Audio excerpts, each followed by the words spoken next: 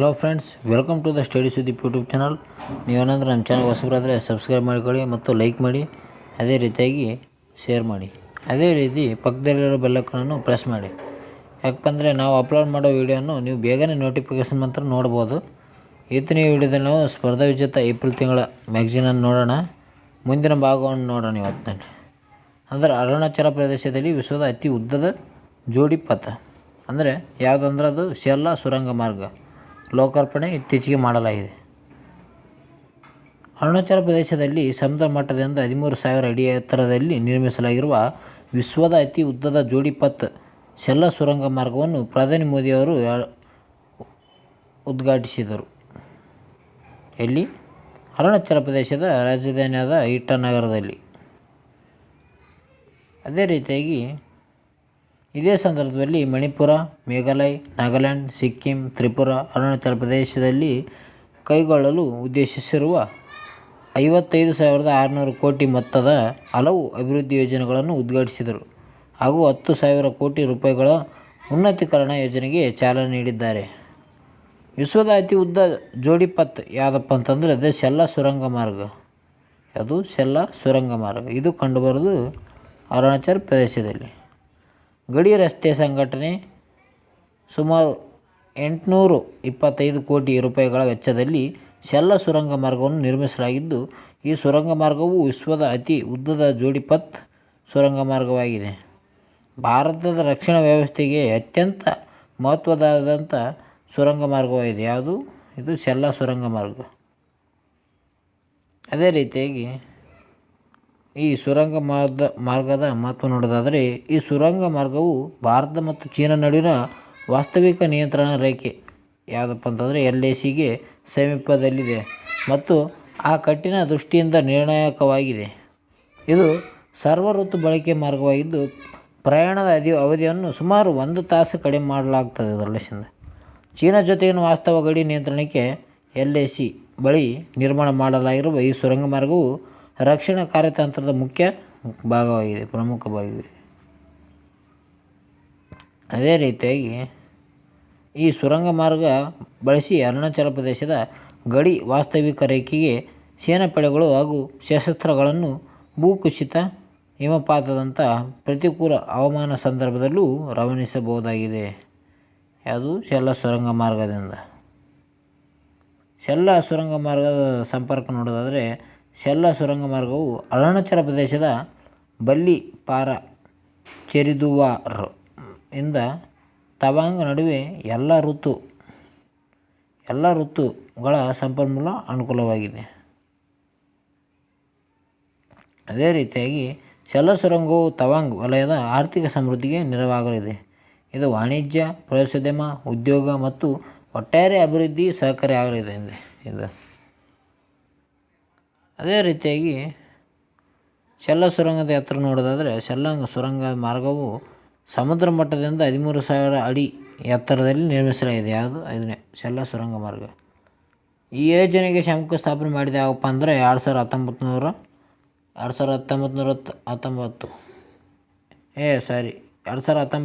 February 9ರಂದು ಪ್ರಧಾನಿ ಮೋದಿಯವರು ಶೆಲ್ಲಾ ಸುರಂಗ ಮಾರ್ಗ ಯೋಜನೆಗೆ ಶಂಕುಸ್ಥಾಪನೆ ಮಾಡಿದರು. 5 ವರ್ಷದಲ್ಲಿ ಕಾಮಗಾರಿ ಪೂರ್ಣಗೊಂಡಿದೆ. ಇದು ಸುರಂಗ ನಿರ್ಮಾಣಕ್ಕೆ 90 ಲಕ್ಷ ಮಾನವ ದಿನಗಳ ಬಳಕೆಯಾಗಿವೆ. ಕಳೆದ 5 ವರ್ಷಗಳ ಅವಧಿಯಲ್ಲಿ ನಿತ್ಯ ಸರಾಸರಿ 650 ಕಾರ್ಮಿಕರು ಕೆಲಸ ಮಾಡಿದ್ದಾರೆ. ಇದಕ್ಕೆ 71,000 ಮೆಟ್ರಿಕ್ ಟನ್ನಷ್ಟು ಸಿಮೆಂಟನ್ನು ಯೂಸ್ ಮಾಡಿದ್ದಾರೆ. 50,000 ಮೆಟ್ರಿಕ್ ಟನ್ನಷ್ಟು ಉಕ್ಕನ್ನು ಕೂಡ ಬಳಸಿದ್ದಾರೆ. 800 ಮೆಟ್ರಿಕ್ ಟನ್ನಷ್ಟು ಸ್ಫೋಟಕವನ್ನು ಬಳಸಲಾಗಿದೆ. ತಂತ್ರಜ್ಞಾನ ನೋಡೋದಾದರೆ, ನ್ಯೂ ಆಸ್ಟ್ರಿಯನ್ ಟನಲಿಂಗ್ ಪದ್ಧತಿ NATM ಅಡಿಯಲ್ಲಿ ಈ ಸುರಂಗವನ್ನು ನಿರ್ಮಿಸಲಾಗಿದೆ. ಸುರಂಗವಾದ ಸಾಮರ್ಥ್ಯ ನೋಡೋದಾದರೆ, ಈ ಸುರಂಗವು ಮಾರ್ಗದಲ್ಲಿ ಪ್ರತಿ ದಿನಕ್ಕೆ 3,000 ಕಾರುಗಳು, 2,000 ಟ್ರಕ್ಗಳು ಸಂಚರಿಸಲಿವೆ ಎಂದೆ. ವೇಗದ ಮಿತಿ ಗಂಟೆಗೆ 80 ಕಿಲೋಮೀಟರ್ ನಿಗದಿಪಡಿಸಲಾಗಿದೆ. ಶೆಲ್ಲಾ ಸುರಂಗದ ಮಹತ್ವವನ್ನು ಪಾಸ್ ಮಾಡಿಕೊಂಡು ನೋಡಿಕೊಳ್ಳಿ ಫ್ರೆಂಡ್ಸ್.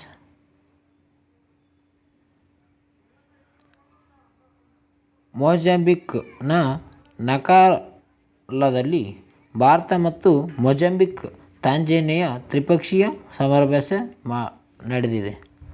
ಅಂದರೆ 2024 ಮಾರ್ಚ್ 21ರಿಂದ 28ರವರೆಗೆ ಭಾರತ, ಮೊಜಾಂಬಿಕ್ ಮತ್ತು ತಾಂಜೇನಿಯಾ ತ್ರಿಪಕ್ಷೀಯ ಸಮಾವೇಶದ ಎರಡನೇ ಹಂತ, ಅದು ಎರಡನೇ ಆವೃತ್ತಿಯನ್ನು ಮೊಜಾಂಬಿಕ್ನ ನಾಕಾಲಾದಲ್ಲಿ ಜರುಗಿತು. ಇಲ್ಲಿ ಮೊಜಾಂಬಿಕ್ನ ನಾಕಾಲಾದಲ್ಲಿ ಯಾವ್ಯಾವ ದೇಶ ಅಂದರೆ ಭಾರತ, ಮೊಜಾಂಬಿಕ್, ತಾಂಜೇನಿಯಾ ದೇಶಗಳು ಸೇರಿ ಒಂದು ವಾರದ ಅವಧಿಯ ಸಮಾವೇಶವು ಭಾರತ, ಮೊಜಾಂಬಿಕ್ ಮತ್ತು ತಾಂಜೇನಿಯಾ ನೌಕಾಪಡೆಗಳ ನಡುವೆ ವರ್ಧಿತ ಕಡಲ ಸಹಕಾರ ಮತ್ತು ಪರಸ್ಪರ ಕಾರ್ಯಕ್ಷಮತೆ ಮಹತ್ವವನ್ನು ಬಗ್ಗೆ ಒತ್ತಿ ಹೇಳುತ್ತದೆ. ಈ ವ್ಯಾಯಾಮವು 2 ಹಂತದಲ್ಲಿ ಜರುಗಿದ್ದು, ಮೊದಲ ಹಂತದಲ್ಲಿ 2024 ಮಾರ್ಚ್ 21ರಿಂದ 24ರವರೆಗೆ ಜರುಗಿದೆ. ಈ ಹಂತವು ಬಂದರು ಹಂತವಾಗಿದೆ. ಇದು ಜಜಿಬಾರ್ನಲ್ಲಿ INS ತೀರ್ ಮತ್ತು ಮಾಪುಟೋದಲ್ಲಿ INS ಸುಜಾತಾದಲ್ಲಿ ತೀವ್ರವಾದ ತರಬೇತಿಯನ್ನು ನೀಡಲಾಗಿದೆ. ಈ ತರಬೇತಿಯಲ್ಲಿ ಹುಡುಕಾಟ, ನಾಶಪಡಿಸುವಿಕೆ, ಹಾನಿ ನಿಯಂತ್ರಣ, ಸಂವಹನ ಕಾರ್ಯವಿಧಾನಗಳು ಸಂಬಂಧಿಸಿದ ತರಬೇತಿಯನ್ನು ನೀಡಲಾಗಿದೆ. ಅದೇ ರೀತಿಯಾಗಿ ಎರಡನೇ ಹಂತವು 2024 ಮಾರ್ಚ್ 24ರಿಂದ 28ರವರೆಗೆ ನಡೆದಿದೆ. ಎರಡನೇ ಹಂತ ಇದು ಸಮುದ್ರ ಹಂತ ಆಗಿದೆ. ಯಾವುದಪ್ಪ ಇದು ಸಮುದ್ರ ಹಂತವಾಗಿದೆ ಎರಡನೇ ಹಂತ. ಇದರಲ್ಲಿ INS ತೀರ್ ಮತ್ತು INS ಸುಜಾತಾ ಕ್ರಮವಾಗಿ ತಾಂಜೇನಿಯಾ ಮತ್ತು ಮೊಜಾಂಬಿಕ್ ನೌಕಾಪಡೆಗಳಿಂದ ಸಮುದ್ರಯಾನವನ್ನು ಪ್ರಾರಂಭಿಸಿದವು. ಈ ಸಂದರ್ಭದಲ್ಲಿ ರಾತ್ರಿ ಕುಶಲತೆಯನ್ನು ಕೂಡಿ ಪ್ರದರ್ಶಿಸಲಾಗಿದೆ.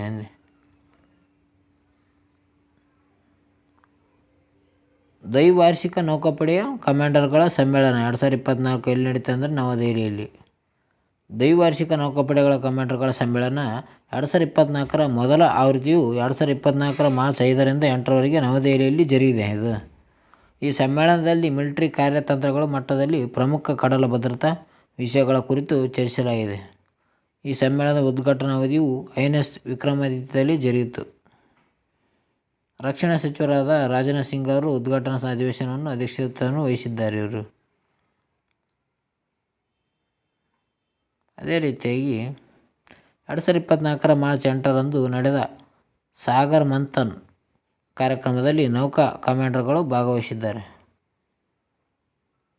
ಇದು ಸೇನಾ ಕಮಾಂಡರ್ಗಳ ಸಮ್ಮೇಳನ 2024 ನೋಡೋದಾದರೆ, ಸೇನಾ ಕಮಾಂಡರ್ಗಳ ಸಮ್ಮೇಳನ 2024ವನ್ನು ಹೈಬ್ರಿಡ್ ಮಾದರಿಯಲ್ಲಿ ಆಯೋಜಿಸಲಾಗಿದೆ. 2024 ಮಾರ್ಚ್ 28ರವರೆಗೆ ವರ್ಚುವಲ್ ಆಗಿ ಸಭೆಯನ್ನು ಆಯೋಜಿಸಲಾಗಿತ್ತು. ಆರ್ಮಿ ಸ್ಟಾಫ್ ಮುಖ್ಯಸ್ಥ ಆಗಿರುವ ಮನೋಜ್ ಪಾಂಡೆ ಅವರ ನೇತೃತ್ವದಲ್ಲಿ ಈ ಸಮ್ಮೇಳನ ನಡೆಸಲಾಗಿದೆ. ಸೇನಾ ಕಮಾಂಡರ್ಗಳು ತಮ್ಮ ಕಮಾಂಡರ್ ಕೇಂದ್ರ ಕಚೇರಿಯಿಂದ ವರ್ಚುವಲ್ ಮಾದರಿಯಲ್ಲಿ ಭಾಗವಹಿಸಿದರು. ನಂತರ ಭೌತಿಕ ಮಾದರಿ ಮತ್ತು 2024 ಏಪ್ರಿಲ್ 1 ಮತ್ತು 2ರಂದು ನವದೆಹಲಿಯಲ್ಲಿ ಆಚರಿಸಿದ್ದಾರೆ.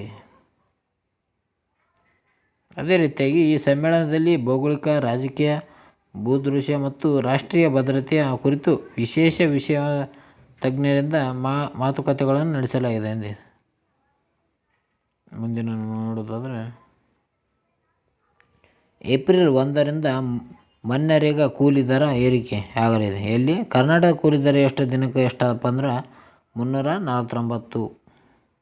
ಮಹಾತ್ಮ ಗಾಂಧಿ ರಾಷ್ಟ್ರೀಯ ಗ್ರಾಮೀಣ ಉದ್ಯೋಗ ಖಾತ್ರಿ ಅಧಿನಿಯಮದ 2005ರ ಮನ್ರೇಗಾ ಅಡಿಯಲ್ಲಿ ಕೌಶಲ್ಯ ರಹಿತ ಕಾರ್ಮಿಕರಿಗೆ ಪ್ರಸಕ್ತ ಹಣಕಾಸು ವರ್ಷದಲ್ಲಿ ಕೂಲಿ ದರವನ್ನು ಹೆಚ್ಚು ಮಾಡಿ ಕೇಂದ್ರ ಸರ್ಕಾರ ಅಧಿಸೂಚನೆ ಹೊರಡಿಸಿದೆ.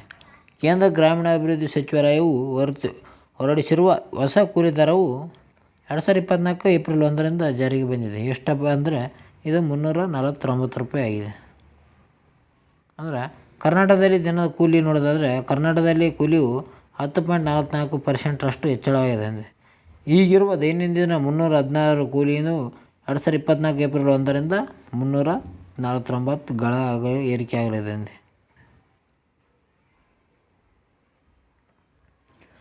ಅತಿ ಗರಿಷ್ಠ ಕೂಲಿ ನಿಗದಿಪಡಿಸಿದ ರಾಜ್ಯ ಹರಿಯಾಣ ಆಗಿದೆ. ಇದು ಎಷ್ಟಪ್ಪ ಅಂತಂದರೆ 374 ಕೂಲಿ ದರವನ್ನು ಹೆಚ್ಚಿಗೆ ಮಾಡಿದೆ ಮನ್ರೇಗಾದಲ್ಲಿ. ಅಧಿಸೂಚನೆ ಪ್ರಕಾರ ಹರಿಯಾಣಕ್ಕೆ ಗರಿಷ್ಠ ಕೂಲಿ ನಿಗದಿಪಡಿಸಲಾಗಿದೆ. ಕನಿಷ್ಠ ಕೂಲಿ ನಿಗದಿಪಡಿಸಿದ ರಾಜ್ಯ ಯಾವುದಪ್ಪ ಅಂದರೆ ಅದು ಅರುಣಾಚಲ ಪ್ರದೇಶ ಮತ್ತು ನಾಗಾಲ್ಯಾಂಡ್. ಅರುಣಾಚಲ ಪ್ರದೇಶ ಮತ್ತು ನಾಗಾಲ್ಯಾಂಡ್ ರಾಜ್ಯಗಳಿಗೆ ಕನಿಷ್ಠ ಕೂಲಿಯನ್ನು ನಿಗದಿಪಡಿಸಲಾಗಿದೆ. ಶೇಕಡಾವಾರು ಕೂಲಿ ಹೆಚ್ಚಳ ಮಾಡಿದ ರಾಜ್ಯ ಯಾವುದಪ್ಪ ಅಂದ್ರೆ ಗೋವಾ ಮೊದಲ ಸ್ಥಾನದಾಗ 10.56%.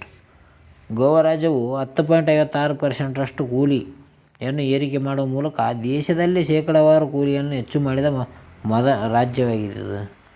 ನಂತರ ಸ್ಥಾನದಲ್ಲಿ ಕರ್ನಾಟಕ ಅದ. ಕರ್ನಾಟಕವು ಕಳೆದ ವಿತ್ತ ವರ್ಷಕ್ಕಿಂತ 10.44% ಕೂಲಿಯನ್ನು ಹೆಚ್ಚಿಸಿದೆ. ಎಷ್ಟು? 10.44%.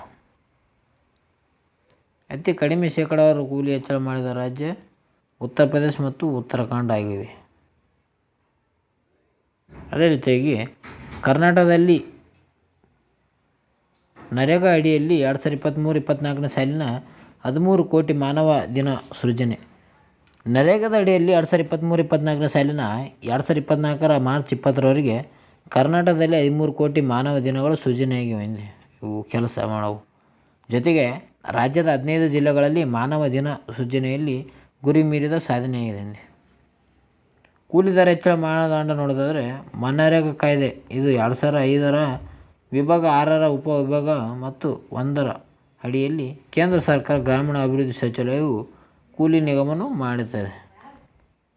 ರಾಜ್ಯದ ಕೃಷಿ ಮತ್ತು ಕೂಲಿ ಮತ್ತು ಹಾಲಿ ಗ್ರಾಹಕರ ಬೆಲೆ ಸೂಚ್ಯಂಕದ ಆಧಾರದಲ್ಲಿ ಕೂಲಿ ನಿಗದಿ ಮಾಡಲಾಗಿದೆ. ನೂತನ ಕೂಲಿ ದರವು 2024 ಏಪ್ರಿಲ್ 1ರಿಂದ $349 ಆಗಲಿದೆ. ಅದೇ ರೀತಿಯಾಗಿ ಮೊದಲ ಸ್ಥಾನದಲ್ಲಿರುವ ಜಿಲ್ಲೆಗಳು ನೋಡೋದಾದರೆ ತುಮಕೂರು ಮೊದಲ ಸ್ಥಾನ, 2ನೇ ಸ್ಥಾನ ಚಿತ್ರದುರ್ಗ, 3ನೇ ಸ್ಥಾನ ಗದಗ. ಅತಿ ಕಡಿಮೆ ಕೂಲಿ ಸಾಧನೆ ಮಾಡಿದ ಜಿಲ್ಲೆ ಕೊಡಗಾಗಿದೆ. ಕೊಡಗು ಜಿಲ್ಲೆಯು 70% 23% ಸಾಧನೆ ಮಾಡುವ ಮೂಲಕ ನಿಗದಿತ ಗುರಿಗಿಂತ ಕಡಿಮೆ ಸಾಧನೆ ಮಾಡಿದೆ.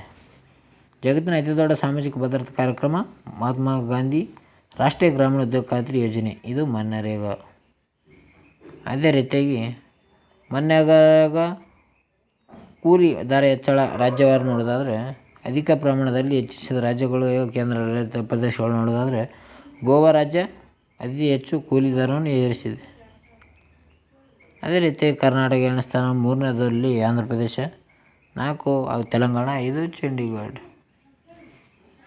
ಅದೇ ರೀತಿ ಅತಿ ಕಡಿಮೆ ಕೂಲಿ ದರ ಕೊಡುವ ರಾಜ್ಯಗಳು ನೋಡೋದಾದರೆ ರಾಜಸ್ಥಾನ ಮೊದಲ ಸ್ಥಾನದಾಗದ, 2ನೇದು ಕೇರಳ, 3ನೇದು ಲಕ್ಷದ್ವೀಪ, 4ನೇದು ಉತ್ತರ ಪ್ರದೇಶ, 5ನೇದು ಉತ್ತರಾಖಂಡ.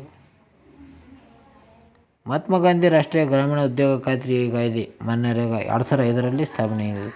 ಅಂದರೆ ಈ ಕಾಯ್ದೆಯ ಮೂಲಕ ಮಹಾತ್ಮ ಗಾಂಧಿ ರಾಷ್ಟ್ರೀಯ ಗ್ರಾಮೀಣ ಉದ್ಯೋಗ ಖಾತ್ರಿ ಯೋಜನೆಯನ್ನು ಜಾರಿಗೆ ತರಲಾಗಿದೆ. ಈ ಯೋಜನೆಯು ಜಗತ್ತಿನ ಅತಿದೊಡ್ಡ ಸಾಮಾಜಿಕ ಭದ್ರತಾ ಕಾರ್ಯಕ್ರಮವಾಗಿದೆ. ಸಂಸತ್ತಿನಲ್ಲಿ ಮಸೂದೆ ಮಂಡನೆ ಮಾಡಿದ್ದು ಯಾವಾಗಪ್ಪ ಅಂತ ನೋಡೋದಾದರೆ ಅಂದಿನ ಪ್ರಧಾನಿ ಯಾರಾಗಿದ್ದರಪ್ಪ ಅಂದರೆ ಮನಮೋಹನ್ ಸಿಂಗ್. ಯಾರು? ಡಾಕ್ಟರ್ ಮನಮೋಹನ್ ಸಿಂಗ್ರವರು ನೇತೃತ್ವದಲ್ಲಿ UPA ಸರ್ಕಾರ ಗ್ರಾಮೀಣಾಭಿವೃದ್ಧಿ ಸಚಿವರಾಗಿದ್ದ ರಘುವಂಶ್ ಪ್ರಸಾದ್ ಸಿಂಗ್ ಅವರ ಸಂಸತ್ತಿನಲ್ಲಿ ರಾಷ್ಟ್ರೀಯ ಗ್ರಾಮೀಣ ಉದ್ಯೋಗ ಖಾತ್ರಿ ಮಸೂದೆ 2005ರಲ್ಲಿ ಮಂಡಿಸಿದರು.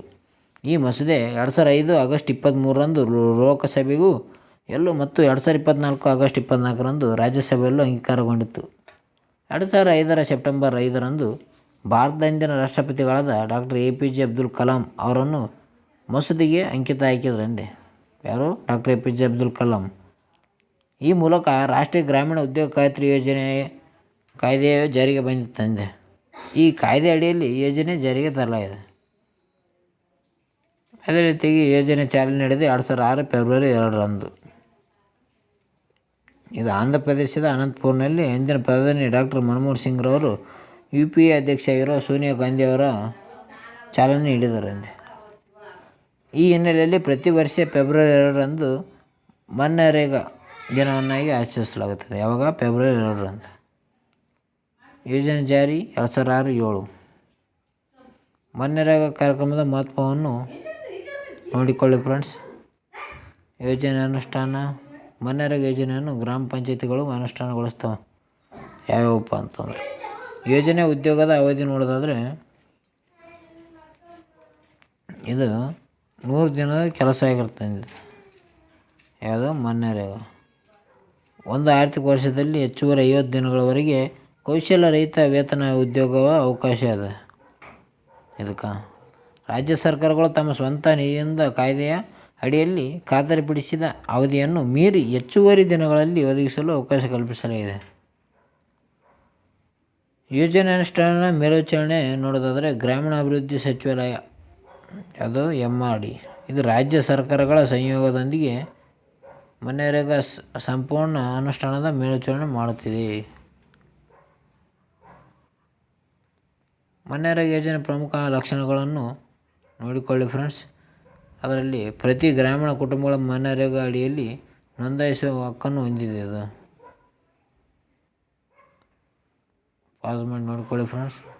ಸಾಮಾಜಿಕ ಲೆಕ್ಕ ಪರಿಶೋಧನೆಯನ್ನು ಗ್ರಾಮಸಭೆ ನಡೆಸುತ್ತದೆ.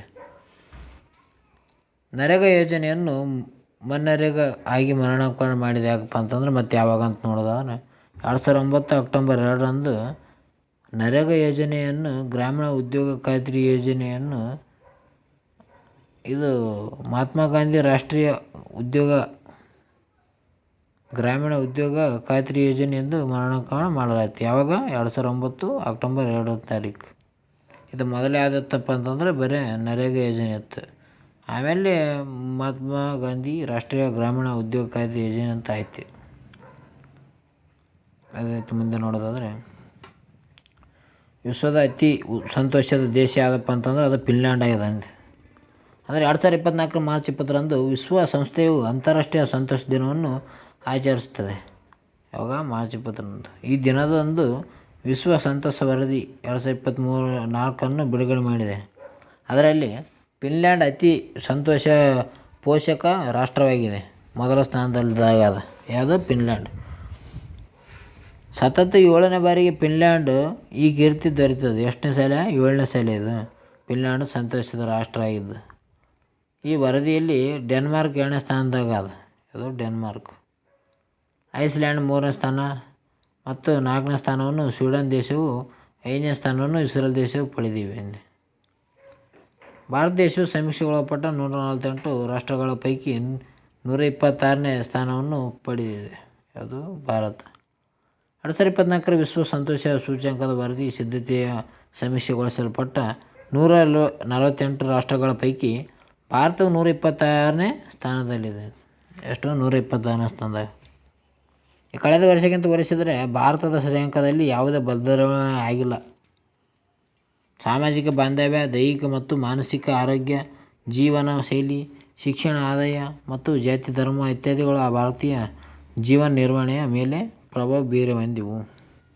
ಫಿನ್ಲ್ಯಾಂಡ್ ದೇಶದ ಸಂತೋಷಕ್ಕೆ ಕಾರಣ ನೋಡೋದಾದ್ರೆ ಅಂದರೆ ಅಲ್ಲಿ ಜನರು ಚೆನ್ನಾಗಿ ಅಂದರೆ ಆರೋಗ್ಯ, ಕೆಲಸ ಮೂಲಕ ಜೀವನವನ್ನು ಸಂತೋಷವಾಗಿ ನಿಭಾಯಿಸ್ತಾರೆ ಅಲ್ಲಿರೋ ಜನರುಗಳು. ಆದ ಕಾರಣ ಅಲ್ಲಿ ಫಿನ್ಲ್ಯಾಂಡ್ ಅವರು ನಾಗರಿಕರು ಬಲಿಷ್ಠ ಸಮಾಜ, ಕಡಿಮೆ ಭ್ರಷ್ಟಾಚಾರ, ಉಚಿತ ಆರೋಗ್ಯ ಮತ್ತು ಶಿಕ್ಷಣ ಸೇರಿ ಸರ್ಕಾರದ ಮೇಲಿನ ನಂಬಿಕೆಗಳ ತಳಹದಿಯ ಮೇಲೆ ಯಶಸ್ಸನ್ನು ಪರಿಗಣಿಸ್ತಾರೆ. ಸಮೀಕ್ಷೆ ಮಾನದಂಡಗಳು ನೋಡೋದಾದರೆ ಒಂದು ರಾಷ್ಟ್ರವನ್ನು ಸಂತೋಷ ದೇಶ ಎಂದು ಪರಿಗಣಿಸಲು ಕೆಲವು ಮಾನದಂಡಗಳನ್ನು ಸಮೀಕ್ಷೆ ಮಾಡಲಾಗುತ್ತದೆ. ಸಂತೋಷದ ಶ್ರೇಯಾಂಕವು ವ್ಯಕ್ತಿಗಳ ಜೀವನ ತೃಪ್ತಿಯ ಸ್ವಯಂ ಮೌಲ್ಯಮಾಪನಗಳನ್ನು ಆಧರಿಸಿದೆ. ಇದರೊಂದಿಗೆ ಇತರ ಮಾನದಂಡಗಳನ್ನು ಕೂಡ ಬಳಸಿ ವರದಿಯನ್ನು ಸಲ್ಲಿಸಲಾಗುತ್ತದೆ. ಅಂಥ ಮಾನದಂಡಗಳೆಂದರೆ GDP ಆಗಿರ್ಬೋದು, ಸಾಮಾಜಿಕ ವ್ಯವಸ್ಥೆ ಆಗಿರ್ಬೋದು, ಆರೋಗ್ಯಕರ ಜೀವಿತಾವಧಿ ಆಗಿರ್ಬೋದು, ಸ್ವಂತ ನಿರ್ಧಾರ ಕೈಗೊಳ್ಳುವ ಸ್ವಾತಂತ್ರ್ಯ ಆಗಿರ್ಬೋದು, ಸಮುದಾಯಗಳ ನಡುವಿನ ಪರಸ್ಪರ ಉದಾರತೆ ಆಗಿರ್ಬೋದು, ಅದೇ ರೀತಿ ಕೊನೆಯದಾಗಿ ಕಡಿಮೆ ಭ್ರಷ್ಟಾಚಾರವಾಗಿರ್ಬೋದು. ಕಡಿಮೆ ಸಂತೋಷ ರಾಷ್ಟ್ರಗಳು ಯಾವಪ್ಪ ಅಂತಂದರೆ ಅದಕ್ಕೆ ಕಾರಣ ನೋಡೋದಾದರೆ ಆಡಳಿತ ವ್ಯವಸ್ಥೆಯಲ್ಲಿ ಲೋಪದೋಷಗಳು, ಲಗಾಮು ಇಲ್ಲದೆ ಬೆಳೆಯುವ ನಗರಗಳು, ಅತಿಯಾದ ವಾಹನ ದಟ್ಟಣೆ, ಅಧಿಕ ಆರೋಗ್ಯ ವೆಚ್ಚ, ಅಪರಾಧಗಳ ಹೆಚ್ಚಳ, ಬಡತನ, ಸಮುದಾಯಗಳ ನಡುವಿನ ಅಸಮಾಧಾನ ಈ ಸಂದರ್ಭದಲ್ಲಿ ಸಂತೋಷಕ್ಕೆ ಕಾರಣವಾಗುತ್ತದೆ. ಅಸಂತೋಷಕ್ಕೆ ಅಫ್ಘಾನಿಸ್ತಾನ ಎಷ್ಟನೇ ಸ್ಥಾನ ಪಡೆದದಂದ್ರೆ ಅಫ್ಘಾನಿಸ್ತಾನ ಈ ಸರಿ 148ನೇ ಸ್ಥಾನ ಪಡೆದಿದೆ. ಸಮೀಕ್ಷೆಗೊಳಪಟ್ಟ ರಾಷ್ಟ್ರಗಳ ಅಫ್ಘಾನಿಸ್ತಾನ 148ನೇ ಸ್ಥಾನ ಪಡೆದ ವರದಿಯಲ್ಲಿ ಕೊನೆಯ ಸ್ಥಾನದಲ್ಲಿದೆ. ಈ ರಾಷ್ಟ್ರವು ಜಗತ್ತಿನಲ್ಲಿ ಅತಿ ಹೆಚ್ಚು ಸಂತೋಷದ ರಾಷ್ಟ್ರ ಆಗಿತ್ತು. ಯಾವುದು? ಅಫ್ಘಾನಿಸ್ತಾನ. ವರದಿ ಮುಖ್ಯಾಂಶಗಳು ನೋಡೋದಾದರೆ ಮಹಿಳೆಯರಲ್ಲಿ ಸಂತೃಪ್ತ ಭಾವನೆ ಕಡಿಮೆಯಾಗಿದೆ. ಎರಡನೇದು ಶಿಕ್ಷಣ ಮತ್ತು ಜಾತಿ ಕೂಡ ಸಂತುಷ್ಟ ಭಾವನೆಯಲ್ಲಿ ಪಾತ್ರವಹಿಸಿದೆ. ಪ್ರೌಢಶಾಲೆ ಮತ್ತು ಅದಕ್ಕಿಂತ ಹೆಚ್ಚಿನ ಶಿಕ್ಷಣ ಪಡೆಯುವ ಮತ್ತು ಸಮಾಜದಲ್ಲಿ ಮೇಲ್ಜಾತಿ ಎನಿಸಿಕೊಂಡಿರುವ ಸಂತೃಪ್ತ ಭಾವನೆ ಹೆಚ್ಚಿಸಿದರೆ ಯಾವುದೇ ಶಿಕ್ಷಣ ಹೊಂದಿಲ್ಲದ ಮತ್ತು SC ಹಾಗೂ ST ಸಮುದಾಯದ ವಯಸ್ಸಾದ ಜನರಲ್ಲಿ ಸಂತೃಪ್ತಿ ಭಾವನೆ ಕಡಿಮೆ ಇದೆ. ವರದಿಯಲ್ಲಿ ಮೊದಲ ಸ್ಥಾನದ 5 ರಾಷ್ಟ್ರಗಳು ನೋಡೋದಾದರೆ ಫಿನ್ಲ್ಯಾಂಡ್ ಮೊದಲ ಸ್ಥಾನದಾಗಿದ್ದರೆ 2ನೇ ಸ್ಥಾನ ಡೆನ್ಮಾರ್ಕ್ ಇದೆ. 3ನೇ ಸ್ಥಾನ ಐಸ್ಲ್ಯಾಂಡ್, 4ನೇ ಸ್ಥಾನ ಸ್ವೀಡನ್ ಆಗಿದೆ. ಈಗ 5ನೇ ಸ್ಥಾನ ಇಸ್ರೇಲ್ ಕೂಡ ಸೇರಿದೆ. ಅದೇ ರೀತಿ ಅತಿ ಕಡಿಮೆ ಸಂತೋಷ ರಾಷ್ಟ್ರಗಳು ನೋಡೋದಾದರೆ ಅಥವಾ ಕೊನೆಯದಾಗಿರುವ ರಾಷ್ಟ್ರಗಳು ನೋಡೋದಾದರೆ ಅಫ್ಘಾನಿಸ್ತಾನ ಆಗಿರೋ ಮೊದಲ ಸ್ಥಾನದಾಗ ಅದು ಹಿಂದುಳಿಸಿದ ಬಂದ್ರೆ, ಲೆಬನಾನ್ 2ನೇ, ಅದು ಮತ್ತೆ ರೀತಿ 3ನೇದು ಲೆಸೊಥೊ, 4ನೇದು ಸಿಯೆರಾ ಲಿಯೋನ್ ಮತ್ತು 5ನೇದು ಕಾಂಗೋ ಆಗಿದೆ. ಹಾಗಾದರೆ ಫ್ರೆಂಡ್ಸ್, ನಿಮಗೇನಾದ್ರೂ ನಮ್ಮ ಚಾನಲ್ ಇಷ್ಟ ಆಯ್ತಂದ್ರೆ ಒಂದು ಸಾರಿ ಜೋರಾಗಿ ಲೈಕ್ ಕೊಡಿರಿ. ಮೊದಲು ಆ ಲೈಕ್ ಹೊಡೆದ್ರೆ ನಮ್ಗೆ ಸ್ವಲ್ಪ ಹುಮ್ಮಸ್ಸು ಬಂದು ವೀಡಿಯೋನ ಇನ್ನೂ ಹೆಚ್ಚು ಮಾಡ್ತೀನಿ. ಡೈಲಿ ಹಲವಾರು ಕಾರಣಗಳಂತೆಲ್ಲ ಸ್ವಲ್ಪ ಮಾಡೋಕ್ಕಾಗ್ತಾಯಿಲ್ಲ. ಇನ್ನು ಮೇಲಿಂದ ಎರಡೆರಡು ಮಾಡೋಣ. ನೀವು ಲೈಕ್ ಮಾಡಿ ಫ್ರೆಂಡ್ಸ್, ನಿಮ್ಗೆ ಇಷ್ಟ ಆದರೆ ಕಮೆಂಟ್ ಕೂಡ ಮಾಡಿ ಹೇಗೆ ಹೇಳ್ತೀವಿ ಅಂತ ಒಂದು ಸಲ. ಓಕೆ ಫ್ರೆಂಡ್ಸ್, ಇವತ್ತಿನ ವಿಡಿಯೋದಲ್ಲಿ ಇಷ್ಟೇ. ನಮ್ಮ ಚಾನಲ್ಗೆ ಏನಾದ್ರು ಹೊಸಬ್ರಾದ್ರೆ ಸಬ್ಸ್ಕ್ರೈಬ್ ಮಾಡಿக்கிறಂಗೆ. ಹಂಗೆ ಪ್ಲೇ ಲಿಸ್ಟಲ್ಲಿ 2024 ಏಪ್ರಿಲ್ದ ತಿಂಗಳದ್ದು ಸ್ಪರ್ಧೆ ಮ್ಯಾಗ್ಝಿನ್ ಮಾಡಿ ಲೈನಿಗೆ ಇಟ್ಟಿನಿ, ಅವು ಒಂದು ಸಲ ನೋಡ್ಕೊಳ್ಳಿ ಅಂತ ಹೇಳ್ತಾ ಇವತ್ತಿನ ವಿಡಿಯೋದಲ್ಲಿ ಇಷ್ಟೇ. ಓಕೆ ಫ್ರೆಂಡ್ಸ್, ಬಾಯ್.